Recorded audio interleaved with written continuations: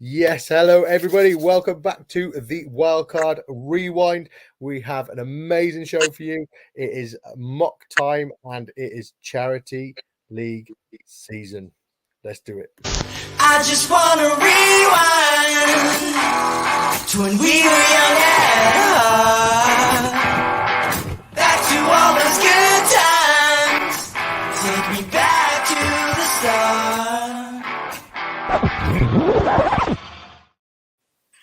Yes, it is a Monday night. We are here recording. We have an amazing show for you tonight. We have the best two from the Wildcard Rewind holding up the fort. That's me and my amazing co-host Lewis. How are you doing, buddy? Incredible, thank you, mate. It was my birthday at the weekend, so that was good fun. We've got the UK FFC coming up next weekend, which is very exciting for those of us that can go, and an incredible guest, an incredible show planned today. So very excited. Yeah, do you know what? You mentioned your birthday. I think you did the right thing and you just made sure you told everyone on the pod that it was your birthday so everyone could wish you a happy birthday. I'm Yep. not saying you were begging for it, mate, but you definitely begged for it. Did you have a good birthday? I had a lovely birthday, but I will clarify, I didn't get a single happy birthday message off the back of that beg on the podcast, so it definitely wasn't successful. I just think if there's one day that you can search for the attention that I so desperately crave, it's that day. And it didn't work. Do you know what the best thing is, mate? Every time it comes to my birthday, like my Twitter family do not know when my birthday is, and I'm always like, "Oh, nobody's wished me a happy birthday." And it's like, well, I should definitely tell them. But yeah, we're waffling on. We've got an amazing guest with us tonight. We've brought him on. His charity is one of the best charities that charity tournaments that I play in. I played in it from the start. We've got him on. We're going to put him on the hot seat and make him mock draft that charity league, but let's bring him in. We've got Matt from the JTT Cup. Matt, how are you doing on this Monday evening? Yeah, I'm really good. I was just saying beforehand, I've got a week off work. Obviously, as Lewis said, we've got UK FFC and Scott Fishbowl live draft this coming weekend. So and I was at ACDC last night as well. So I've had a lot of stuff planned this week, which really excited about. And then obviously the JTT Cup draft starts on Sunday. So and hopefully we'll be tying that in with England being in the Euro final, will we not? Well, we'll see.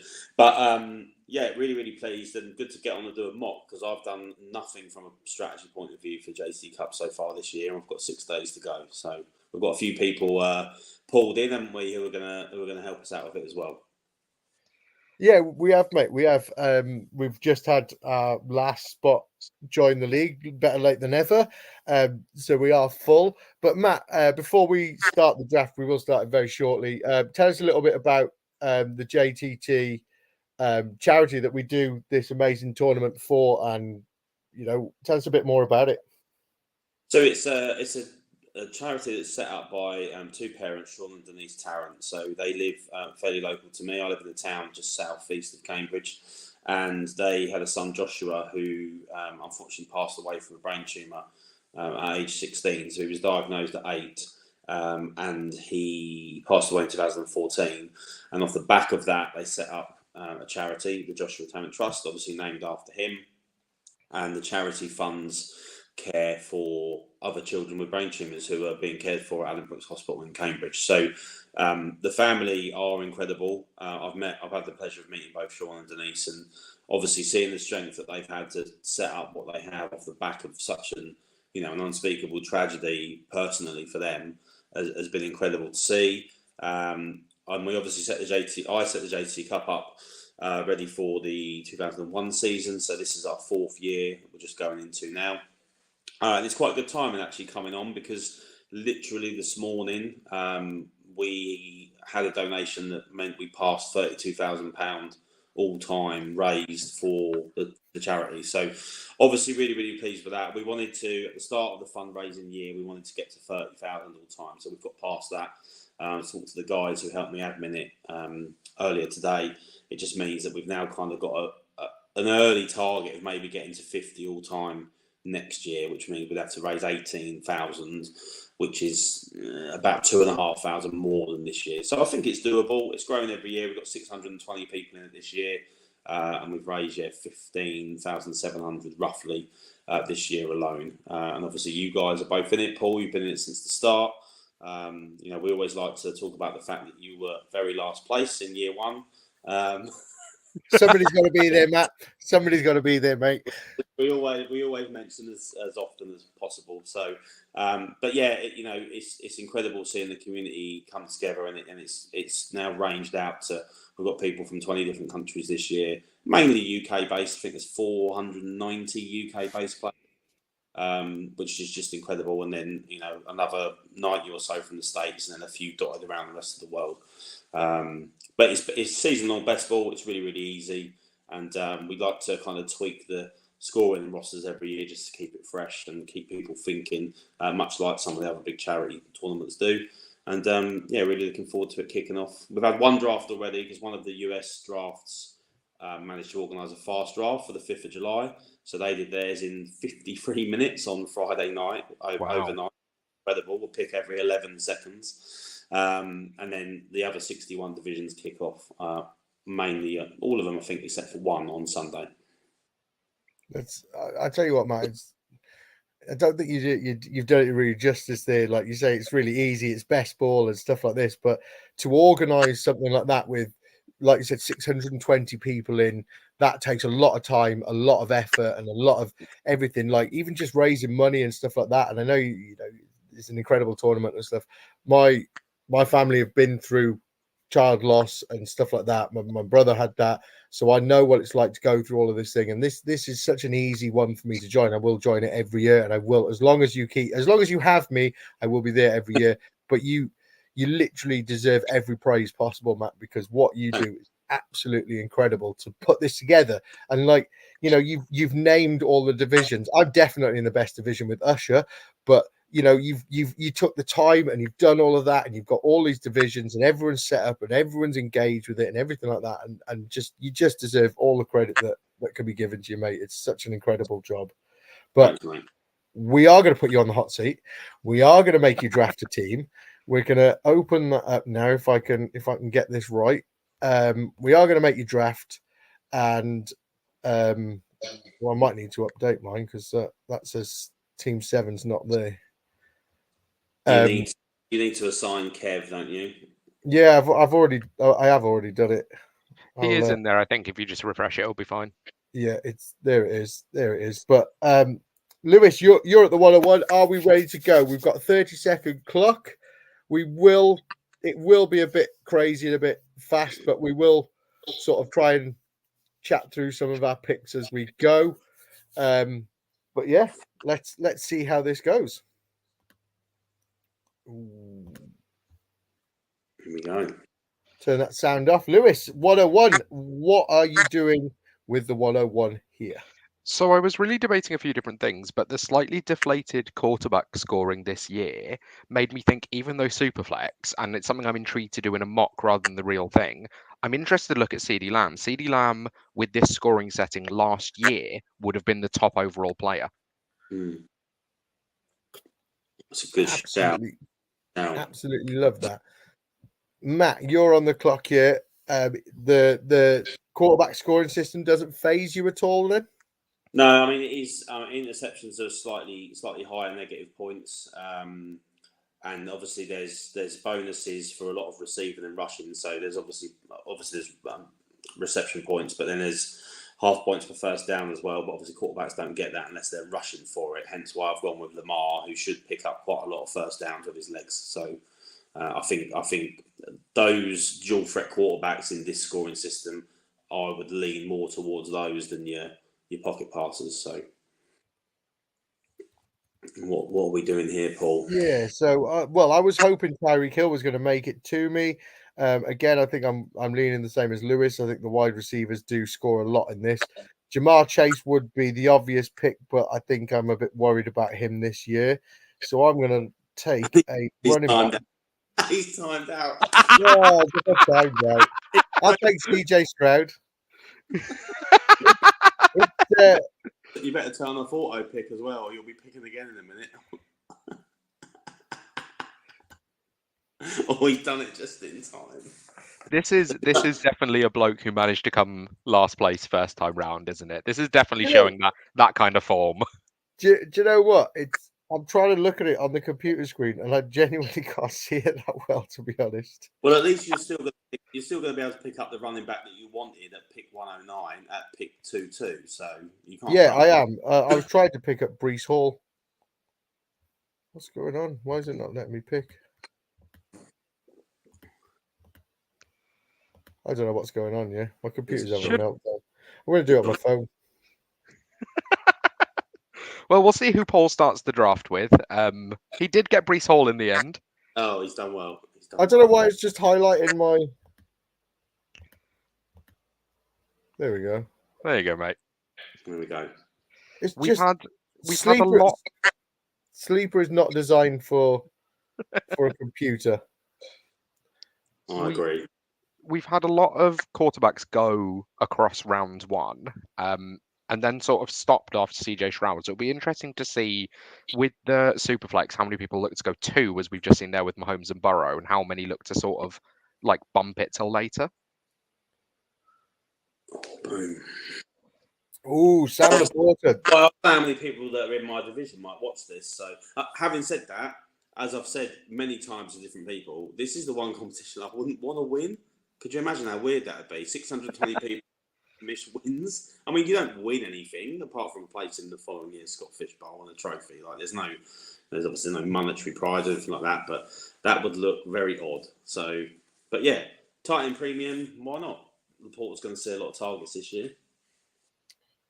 I'm a bit on the fence with Laporta. I like Laporta, and I think he's a great player. I'm just I'm not liking his value at the moment. I think I'd prefer to get somebody like Laporta maybe round 4. Yeah, fair. So I don't think I'm going to get much Laporta this year, but I do like the pick. He is somebody that you could see finishing as a tight end 1. So just to recap, we've had 1, 2, 3, 4, 5, 6, 7, 8 quarterbacks off the board, and we've had 7 wide receivers, 3 running backs, and a tight end. Lewis, you have stacked CeeDee Lamb and Dak Prescott on the turn. Yeah. And then to that, I think so. The stack was always what I was aiming for, and to that, I'm going to add Jahmyr Gibbs. Again, I like the scoring and non-quarterback, but I think the stack kind of elevates. I was tempted by Travis Kelce there, but I definitely think when you're looking at the rushing first down, that makes a huge difference to running backs, as well as the receiving first down for someone like Jahmyr Gibbs as well. So he's definitely very of interest in this sort of format. Yeah. And then my guy at 103, RB Raven, starting with Christian McCaffrey, Kyler Murray, and Marvin Harrison Jr. That is the best team, and I think that one's going to win it because they've got all Cardinals players.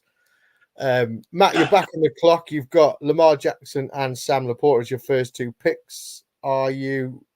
I'm going quarterback again. I think I Go want to get quarterback again. Yeah. I love it. Right.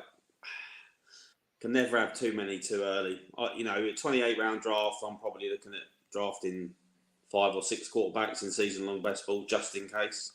Especially looking at backups of your main guys.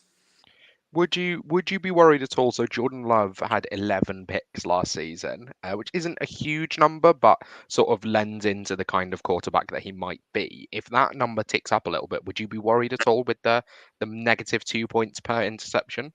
Yeah, I absolutely would. Absolutely would. Thanks for that. Thanks for reminding me about that. I only set the score. I think you forgot about that.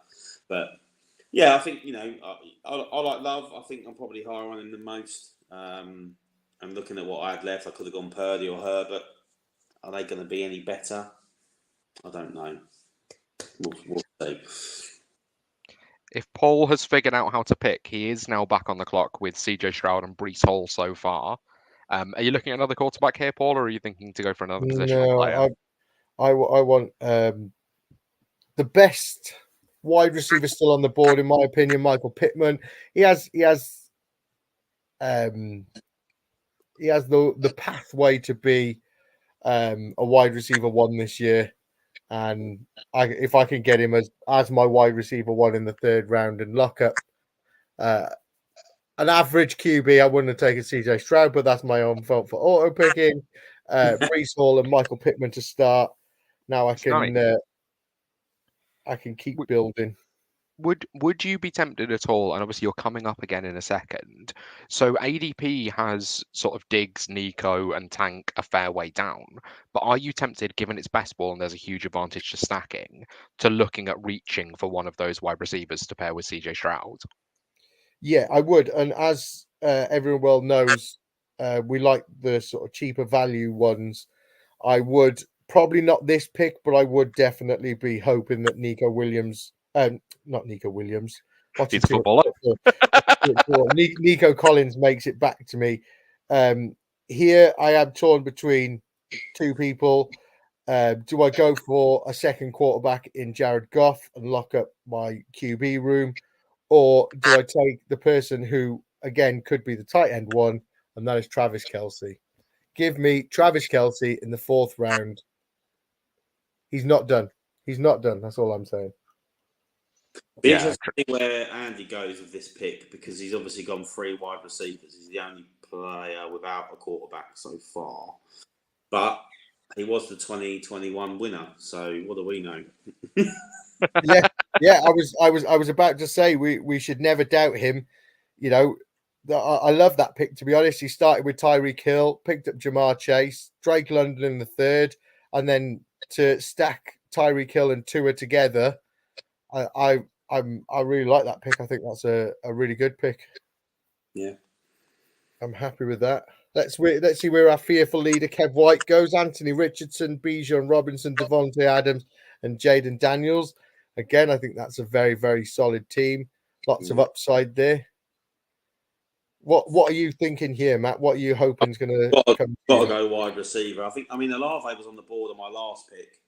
I'm not a massive fan of the quarterback situation in New Orleans, but so I'm going to actually lean to Ayuk, I think, instead. I like it, Ayuk. I think there's a lot of question marks around him and what he's going to be this season, but Ayuk's done it so many times already, and he is a solid wide receiver there, and I like Ayuk, and he could genuinely be the first choice receiver in San Francisco, So really love that. Really love that. Lewis, what are you thinking? Are you thinking of picking up your second QB, or are you thinking Trey McBride here to stop RB Raven getting Trey McBride on the way back? I don't think I'm looking at Trey McBride. I think I'll wait a little bit on tight end. I think I'm going to go for the upside of Caleb Williams because there's some really nice stacking options. I know obviously we're talking about it live, but looking here at there's DJ Moore, but I think I could probably push back to Keenan Allen for my next pick and take a little reach on him. I think I probably prefer Keenan Allen straight up, to be honest. So I think I'm going to go quite similarly to how I did when we did our last mock draft and look at pure upside. And I think that's Achan. I think I really like the upside of him in the 5th this year rather than, sort of back of the second. Has, real RB1 upside if he can stay healthy. Yeah. I'm intrigued to see if he's done it. RB Raven, yep. you are living my dream here. Kyler Murray, Marvin Harrison, and Trey McBride here. So, I'm just going to talk about that. Would you guys now, in a best ball tournament, would you think, am I putting myself with too much exposure to sort of one team here, or would you be quite happy to maybe take more further down from Arizona? I think. Go on, Liz.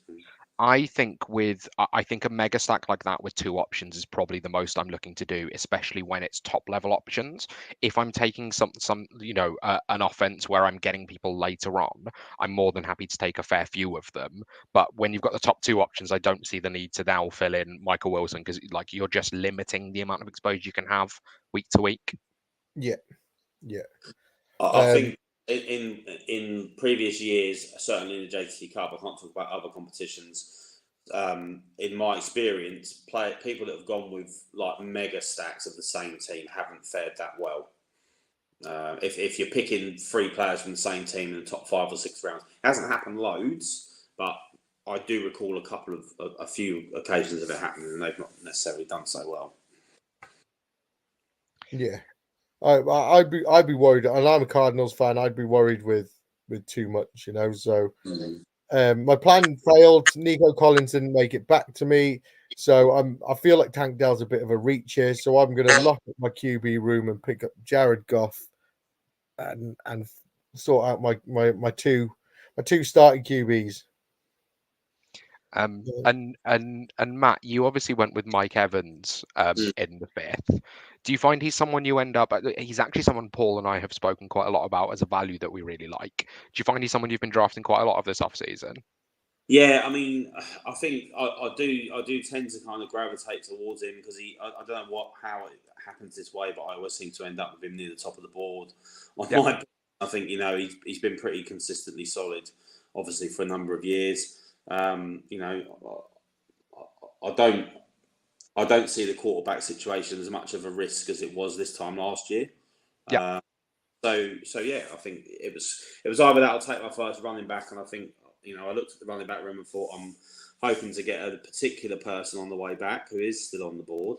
So we'll see if he's still there in 4 picks time. Oh, tell us who. James Cook. James Cook. Like it.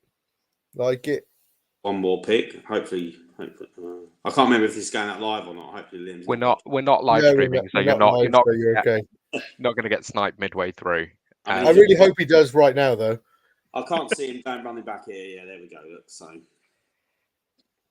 I like that. I like that start, to be honest. James Cook, someone I really like this offseason, I think, especially with sort of the uncertainty around the receiving weapons in Buffalo, that I think, he primarily coming out was a receiving back. He obviously had a lot of work on the ground last year, but now that we're uncertain of who's actually going to be catching the ball and how good they are in Buffalo, I really like James Cook this offseason. Yeah. How do you guys feel about I can't pronounce his name, but the team at 104 that's got Jalen Hurts, Puka Nacua, Garrett Wilson, Chris Olave, Nico Collins, and Malik Neighbors. Do you feel like you're sort of maybe fading running back too much, and that RB hero is not a great strategy in best ball?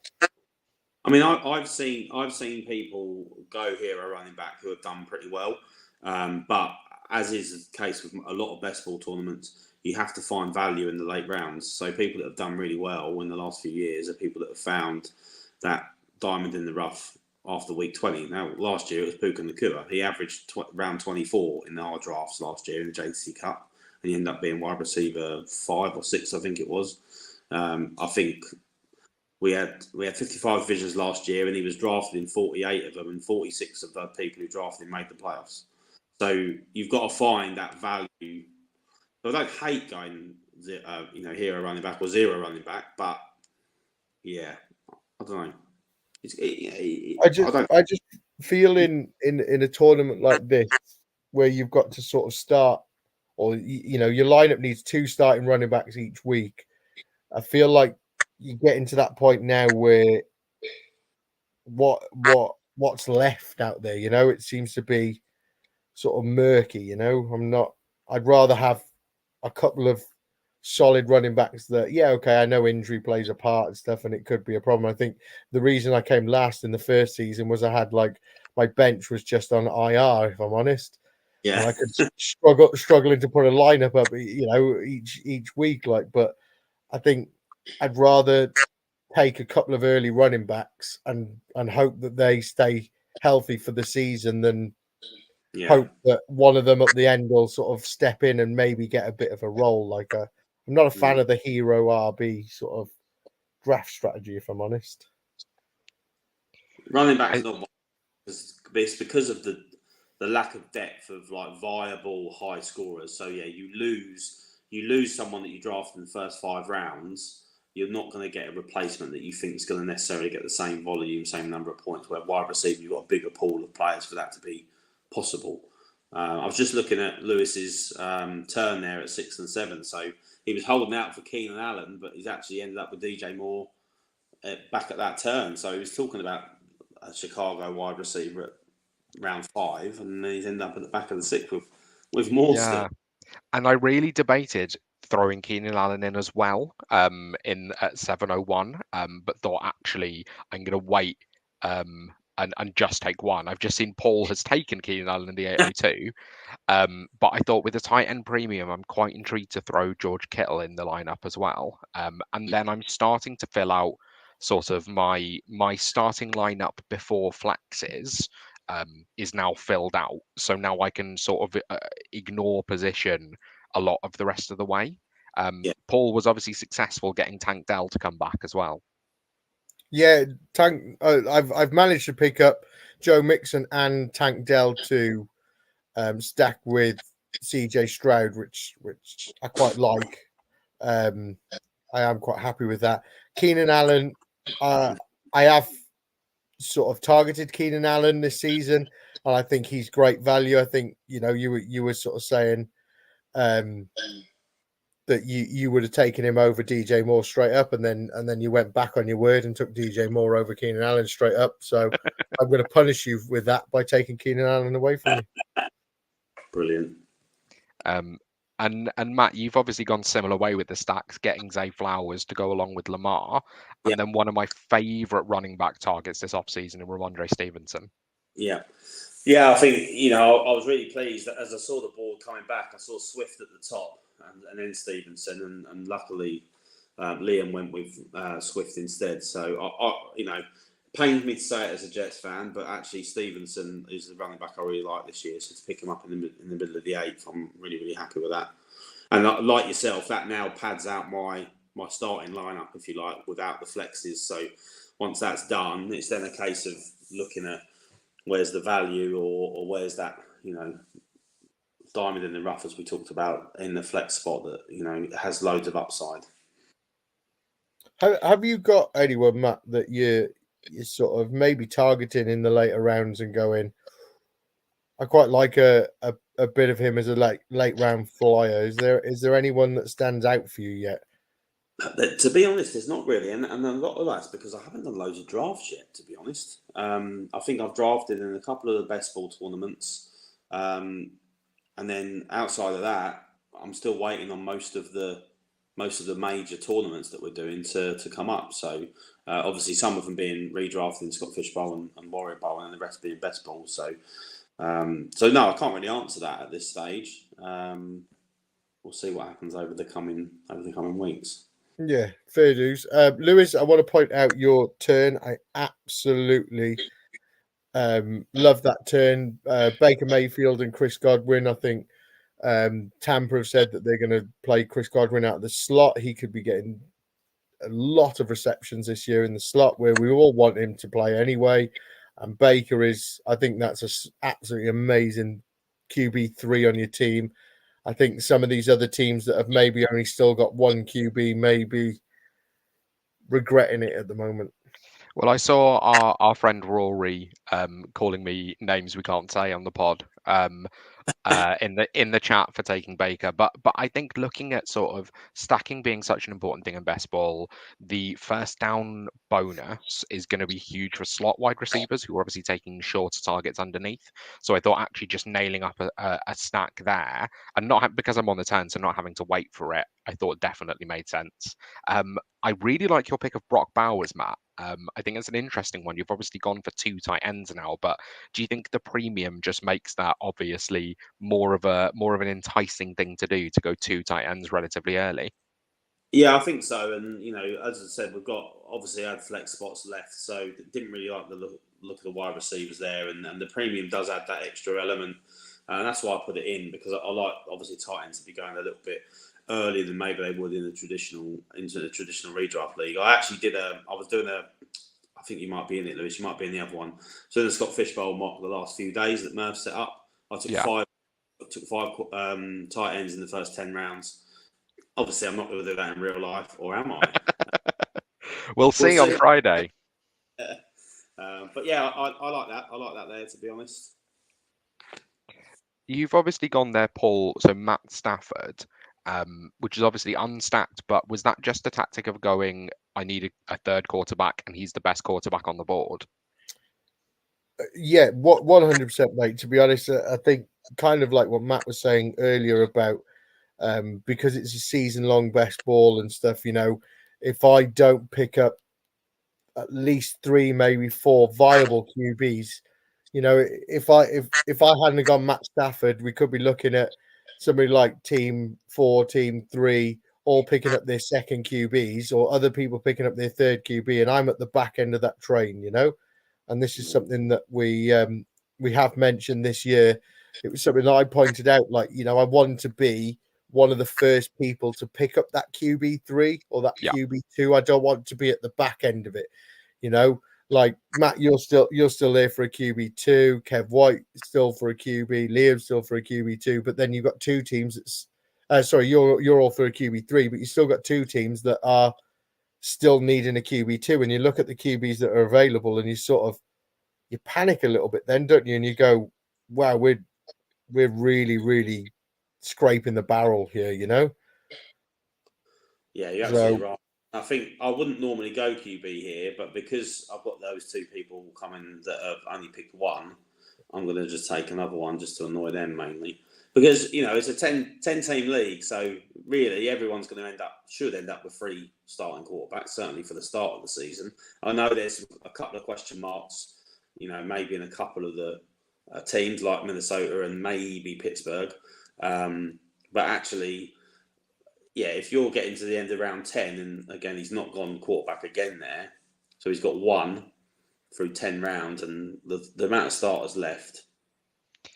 Yeah. But I suppose he's got to the other point now. He's flipped it now, isn't he? So he's sort of gone, do you know what? 1, 2, 3, 4, 5 teams have got three QBs. They're not going to take QBs for a while. So he's probably going, do you know what? I'm just going to keep hitting the value here, and I'll pick up QB later. But I feel like my QB3 on my team is going to be better than his QB2. Yeah. So I'd prefer to have that, because he's one injury away. If Jalen Hurts gets injured now, I'm not picking the other one, because if Jalen Hurts gets injured now, he's really, really in a tough spot, and it could be season over for him straight away. Yeah. I'm very interested in that team, and I can't say it at the moment because I'm just stalling a minute while I take my next pick just to lengthen out the clock to be able to have a chat about it. But they have Dave Montgomery as their RB1. They have Evan Ingram as their tight end one and Jalen Hurts, and then entirely wide receivers. Now, I know I said at the beginning with the CeeDee Lamb pick, the wide receiver scoring lended itself to going wide receiver heavy. I just wonder whether or not going 7 wide receivers. I mean, you can't actually start that many, even if you have them in all of your flexes and your super flex, whether that's just overkill, even if it's a very exciting position. Mm. Yeah, I think you're right. And like Paul said, he's now, he's about to pick in round 11. He's not gone quarterback again. So Jalen Hurts is injured at any point. He's not. I don't think he's making the playoffs. Doesn't matter how many wide receivers he's got there. I'm going to go Worthy because I just like the upside for best ball and the big playability. Yeah, I love Worthy for best ball, mate, this year. I really do. So yeah, I think that's an interesting team there at pick 4. As you were saying, Lewis, it's all eggs in one basket, and all of a sudden you're having to pick up a Minshew or someone that might come in as might get signed by a team who loses a top quarterback. Now, you don't want to plan for an injury, but you saw with it last year with some of the quarterback injuries that there were. You have to think about it in season-long best ball. Yeah, you absolutely have. If you were to take over that team 4 from this spot, would you guys be going, okay, I'm just going to absolutely hammer. I'm going to take Geno, Derek Carr, Bryce Young. I'm going to take Justin Fields in case he comes in. I'm going to take Michael Penix, like Jacoby Brissett. I'm going to take everyone I can. Or would you go the opposite way and going, actually, if I've made it to this point without that many quarterbacks, does it make sense for me to just keep going and go, well, if Jalen Hurts gets injured, my season's over. But actually, if I have Derek Carr, that doesn't really change that. And do you just go best positional player for the rest of the draft?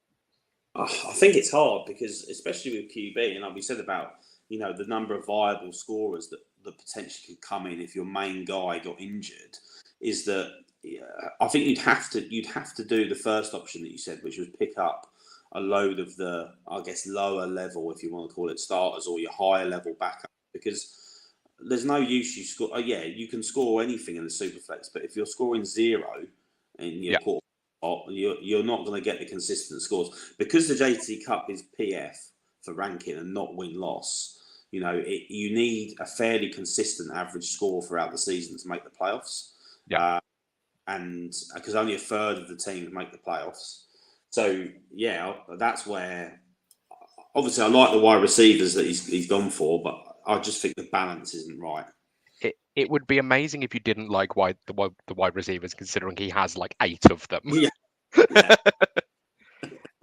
To be honest, I think if I was in that position now, I think I'd be very much upside with everything. I think I'd be taking, I'd be looking at this board now and going, right, I'd be taking people like, Justin Fields if he steps Fields in. was the first one that came to mind. Yeah. Say again. Fields was the first one that came to mind. So I'd be looking straight away going, do you know what? If Justin Fields steps into that role and he gets the starting role, all of a sudden you've got yourself 2 phenomenal QBs, Tajay Spears, I like that pick. If he hits the ground running, he could be, it's all upside now. He's just got to be picking these players that if they all hit, he could have a phenomenal team. Yeah. And it's all just, it's that risk now, isn't it? And he's shooting for upside. Oh, man. Raven didn't like that pick from Toro 10. He obviously wanted Spears.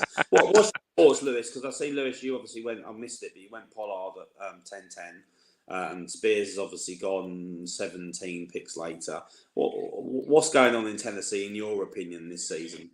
Yeah, I actually wrote an article about this the other day, and I did a pod last week. I had to do one of my little solo pods, talking about the complicated RB backfields, and basically the main thing behind it is that it was a very confusing signing, because they're very similar players. Tajay Spears obviously came into the league hurt. He came into the league basically with no cartilage in his legs.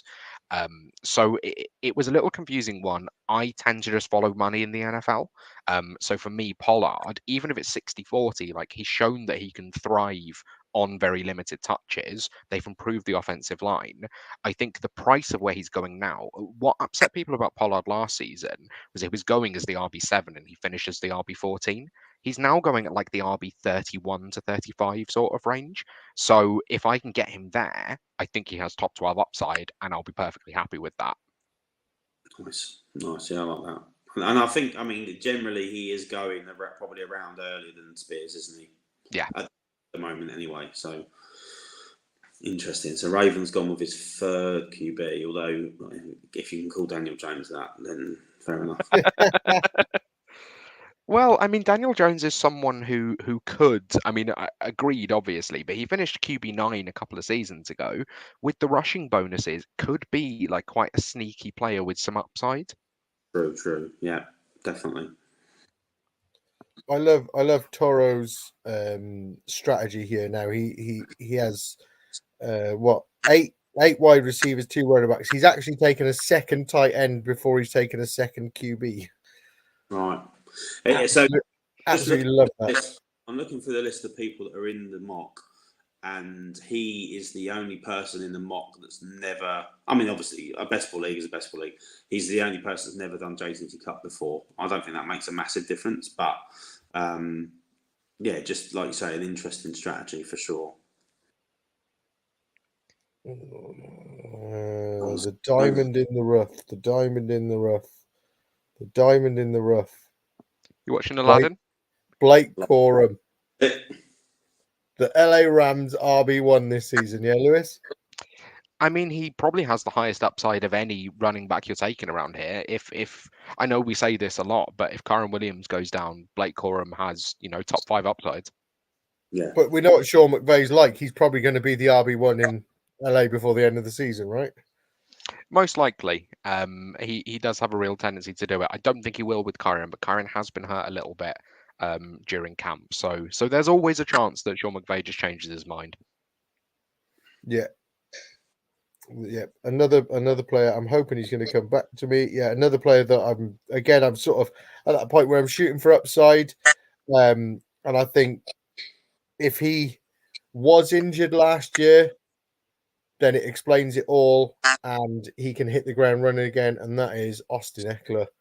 I'm hoping it was a bit of an injury last year, and he comes back to be the guy we know he can be. Come on, Austin.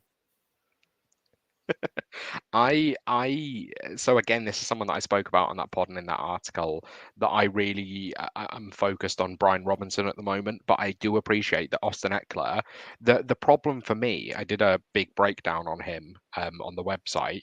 The problem for me is that we haven't had anyone tell us that he was injured, and I just wanted someone to come out and say, Austin Eckler was playing with turf toe all season. Austin Eckler had a minor fracture in his big toe, just so there was something that we could cling to. The fact there hasn't been that makes me worried about him. Yeah, Matt, I completely agree with what you're saying. I think you're wrong, but I completely agree with it. Matt, you've picked up your fourth QB there. You've picked up Derek Carr. Are you locking in while you can? I just think I probably won't pick another one now. I might pick up a backup in round 27, 28, but I'm happy with that quarterback room.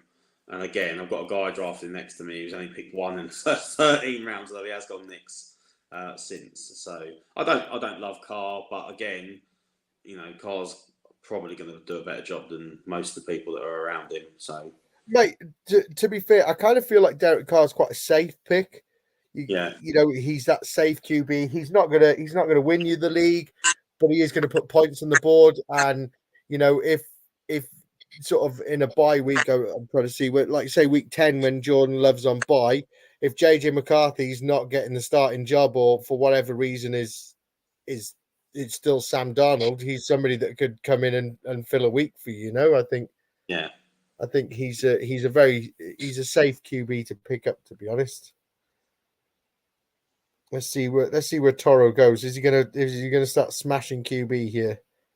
Nope. I'm confident that he wanted Carr because he picked Olave the slot after you in the third or fourth. So I'm confident that that's who he was targeting later on, and you've absolutely ruined his day. Brilliant. Bless him. But there is Trey Benson. I like that pick. We've actually picked each other's team's backup running backs. Yeah, we have, mate. I'm trying not to pick up too many Cardinals players because it makes me hate them. Because when they don't do well, I hate them even more. Two reasons to hate them. Yeah. Yeah. So I just don't want to do it. So basically, I'm picking up Seahawks and LA Rams. So if I can hate on them, then can't I? I actually thought I'd do a little special for the show that I'm recording on, and I'd pick up a Cardinal and a Jet on the 14-15 turn just to really make you guys happy. Even though they're two players I'm drafting a lot of this off season. Like it. Yeah, and I think with Mike Williams, again, there's a lot of ifs and buts around what he might be able to deliver for you this year because, his body, he's older and his body is breaking. But actually, if he stays healthy and if Rodgers stays healthy, he probably is going to score you more points than a 15th round pick should. But you need those two things to happen, which obviously is not given whatsoever.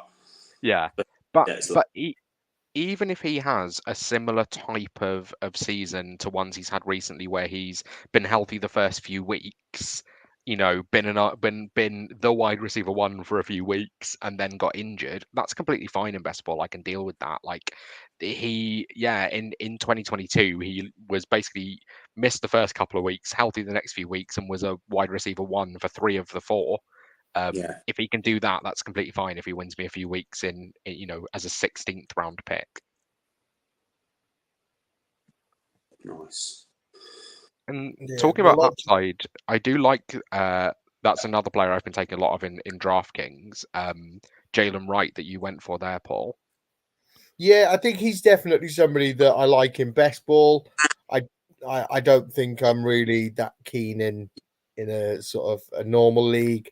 I think he may have a couple of weeks every now and then where he maybe gets a couple of touchdowns and does something to sneak into the starting lineup, but I can't see him. I think he's going to be more of a headache than anything else.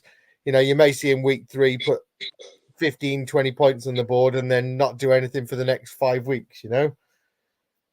So Yeah, I think your best ball, he's somebody that I quite like this year.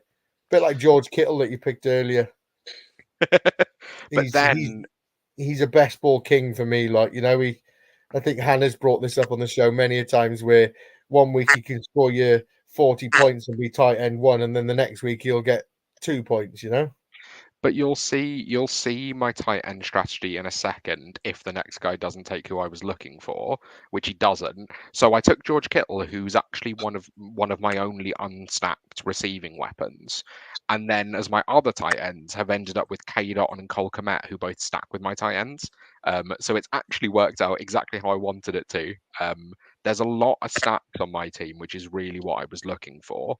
Because I just think it makes a huge difference in best ball. And I think now with where we are in the draft, obviously now into the 17th round, it's 10 teams, so there's still some decent options available. Now I think you just look for upside and you look for someone who can have 1 or 2 elite weeks. And that's all they really need to do, just to crack your lineup a couple of times.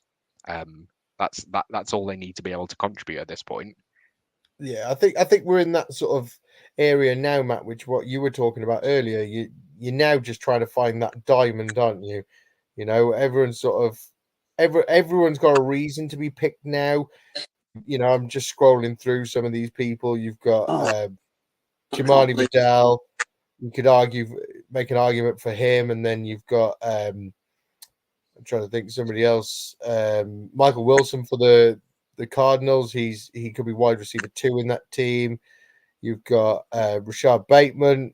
We're all still hoping he'll do something, and everyone's got that argument that you could be like, yeah, he's got a pathway to do something, you know. But it's just trying to find that one that could do you something, you know. running back Raven, Rory just said, "I hate my team" on the chat. I mean, he did pick 3 Cardinals players in the first 5 rounds, so I don't blame him. But yeah, apparently, I don't mind it. I think it's better than the guy next to him, that's for sure. But yeah, okay. I went Gibson in the last round because I thought I've obviously got Stevenson. I'm not a massive fan of my running back room because I've gone a little bit late, but I've gone 3 people in the last few rounds that I think, you know, could have some upside, or could certainly come in if there's injuries. I love J.K. Dobbins. I just wish he, you know, gets injured every season. Bless him. Hopefully, he'll get a bit more luck this year at the Chargers. Yeah, he's a player that I think a lot of us are really rooting for. I just unfortunately can't see it. But then when you're, you know, drafting him in the 15th round, you're not investing the same amount that you used to have to get him to mean that it really matters if he just gets injured and doesn't contribute anything as he has the last few seasons. Yeah, I just noticed with Andy's there picking at obviously pick 8. I noticed earlier on he made a comment because he actually picked in the first 8 rounds, he picked 4 players on a week 6 bye and 4 players on a week 12 bye. So he did put in the chat, I'm screwed on week 6 and 12, but he's come away from that now. He is a Falcons fan, and I've seen he's gone Cousins and Penix. So I think that's later in the He's later also round, got the thing Drake London and Kyle Pitts. Yeah, you can tell he's a Falcons homer, can't you? But I think he loves it. Where, you know, the late QB, that's when you then start thinking, right, yeah, someone you've picked up Minshew. So I would guess Minshew will start. We don't know, but even if he doesn't, he's a good viable backup for that first starting QB that gets injured. Minshew's the kind of player that they sign. So to pick him up in the 17th round, where he could be a starter in week 2, is decent. Could be decent value. Yeah, like I said, it's all just every play here just seems to be that shooting for upside. We could sit here and make an argument for every single player that's picked now and go, oh yeah, he's got a pathway to be viable, but basically we're all just hoping. Kamani Vidal, the LA Chargers, you know, I want him to be something. J.K. Dobbins gets injured, Gus Edwards gets injured. He's the running back 1, and I just picked him up in round 18. To be honest, I think with Kamani Vidal, like as opposed to Tyler Algier, who Matt just took, who I think probably needs an injury to be relevant, Kamani Vidal could just win the job. There's a world in which he's a talented player coming out, not someone who hugely excels in any particular phase of the game, but someone who's just all round pretty good at everything. There's a world in which he just wins the job. In which case, you're absolutely golden with picking him up, in the 18th round. Yeah. I'm going to win the league with this. This is the league winning team. I'm glad that you're using up all of your draft nous on the not actual competition, on the mock draft for the competition. Even if we're still going to run it, I'm glad that you're using all of that up now. So, Paul, you said you're in the Usher division. Is that right? Are you in the Usher division this year? Yeah, I am. That felt like too easy to just say that. And Lewis, what division are you in? I am in the Whitney Houston division. Oh yeah. With the very easily named Whitney Houston Texans. Yes. Classic.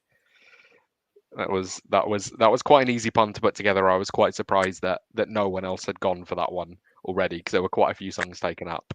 Yeah. What was the ultimate winner, Matt, of the team names competition? I saw it as it was going on, but I can't remember who won in the end. It was the Whitney Houston division, actually. It was one of Dance with Lombardi. That was the winner in the end. Incredible. Incredible. It was very, very good.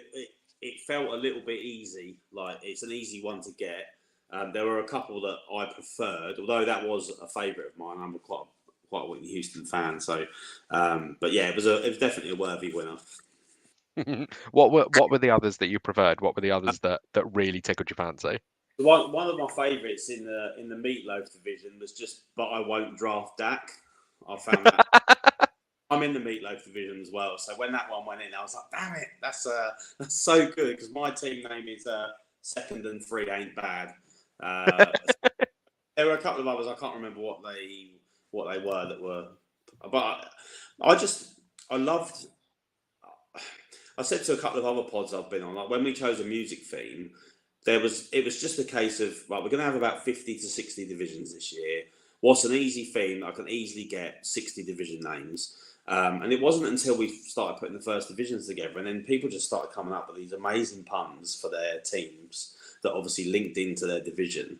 And I'm talking, there's 150 to 200 really good, like, funny names. I found it really hard to whittle it down to 190 or whatever it was, and that we ended up with in the end. But yeah, that was great to see, because that wasn't done on purpose, and it's just something that happened that became quite entertaining and obviously engaging with the people that are in it. Yeah, I mean, you can tell that obviously we're in the later rounds of the draft now as we start to wander to talk about other things. Yeah. But I definitely think, and reflecting on what we were saying at the beginning, I don't think there's any other event that sort of brings the UK fantasy football scene in the way that the JTT Cup does. And just things like that, like the amount of engagement that we saw from those polls on Twitter, and the way in which people, there's a lot of charity leagues that people enter these days, but this is one that people really care about, and people want to make a difference in, and want to promote, want to donate to, want to be active in. I really think the way that you've managed to build the community around it as well, that it's a league that people enjoy and that really stands out. It really does bring that community together. So yeah, it's incredible to see. I think, like, when I first started it, I didn't know what it was going to become. The first year we did it, I just thought, I want to raise a little bit of money for this charity. They're local to me. I'd only really, like, recently, to when I first set it up, heard about them and knew that, the incredible work that they do. So I didn't know it was going to grow to this. And I do get a lot of kudos over it. And I find that a little bit embarrassing, because I don't do it for the kudos. But we do work hard I have a team of people that help me now. And we do work hard at the engagement and the social media side, and just keeping it. It's not just another charity league, Yeah. And obviously the cause itself, because it's an independent charity, and every charity is a great cause. Don't get me wrong, but in my eyes, this charity is one of the absolute best causes out there that there could be. And because it's an independent and because it's been set up by two parents that are affected by it, just gives it that extra edge in a way. But yeah, the amount of people that, you know, year after year after year donate a lot of money. You know, there's people in it that donated more than £200 this year alone. Wow. And you know, whatever people can afford a fiver or 200 quid, that, you know, they're treated the same, absolutely. Because that's why we don't set a minimum donation, because I don't want to exclude anyone. You know, if people can only afford a fiver, that's fine. And then you get these crazy people like Andy, who's in the draft today, who his donation for this year was based on Bijan Robinson's fantasy performance last year. He's a Falcons fan. At the start of last year, he said, I'll donate X amount for every rushing touchdown. For if he does 1,000 yards from scrimmage, I'll do an extra 20. And that's how we ended up donating over 200 quid. So, wow.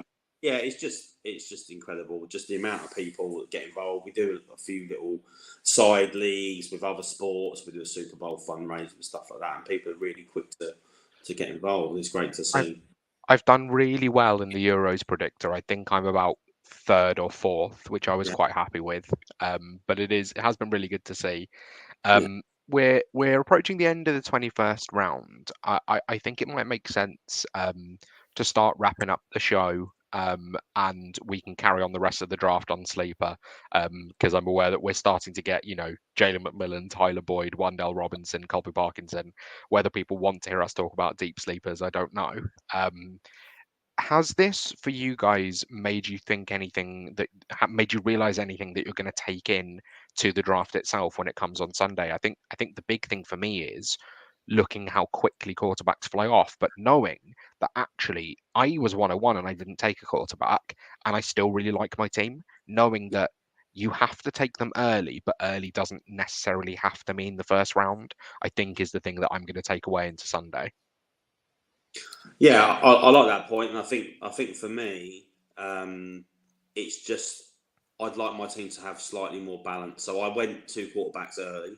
Obviously, I took the first tight end off the board, and I don't hate it, but I'm not a massive fan of my running back room. And I think if I could start again, I'd have added a bit more balance from that point of view. Because in a season-long best ball where you can't make any changes, you do need a bit of balance across a 28-man squad, and I don't think I've quite achieved that in this mock. So heading into Sunday, that'll be in the back of my mind for sure. Yeah, I'm trying to look at other teams and see what people have done in that sense. Like, you know, I like it both ways. I like what sort of like Team 2 did, where they got Josh Allen, AJ Brown, Saquon, Justin Herbert, Josh Jacobs. You know, I'm not a big fan of the Dalton Kincaid pick, but then I get it with the like sort of stacking in with Josh Allen. So I like that. And then you look at somebody else like Andy's team who didn't take QB in round 1. He got Tyreek Hill, Jamar Chase. You know, I think I'd have preferred Michael Pittman over Drake London in that point, but I'm not a big fan of Drake London. But as we mentioned earlier, Andy's a Falcons fan. But then to like stack Tyreek Hill with Tua, and then I suppose he's done it with Drake London and Kirk Cousins. You know, I think that's really solid picks, and I think that's kind of what you're saying, Lewis. I don't think you necessarily need to go early with QB because you can still build a great foundation for a team to stack Tyreek Hill and Tua and Drake London and Kirk Cousins. It's a great build. I like Kev's team: Anthony Richardson, Bijan Robinson, Devontae Adams, Jaden Daniels, Mark Andrews, Alvin Kamara, Cooper Kupp, T. Higgins. You know what I mean? I think that's a really solid build there for me. I kind of lean that one as one of my favorites, apart from RB Raven, who took Kyler Murray, Marvin Harrison Jr., and Trey McBride. You know, I think that's a winning team. Yeah, we'll see. But yeah, it's definitely opened my eyes, and that's why we do these things, isn't it? That's why we put these mocks together, so you can sort of see how things go. I think, you know, to me, what it's told me is Hero RB is not a way I'd like to go. I think he's got an absolutely insane wide receiver core at Team 4. You know, Puka, Garrett Wilson, Chris Olave, Nico Collins, Malik Neighbors, Terry McLaurin, Hollywood Brown, Rashi Rice. You know, I think that's an absolutely insane wide receiver core. But like you mentioned, Lewis, you can't start all of these each week. Yeah.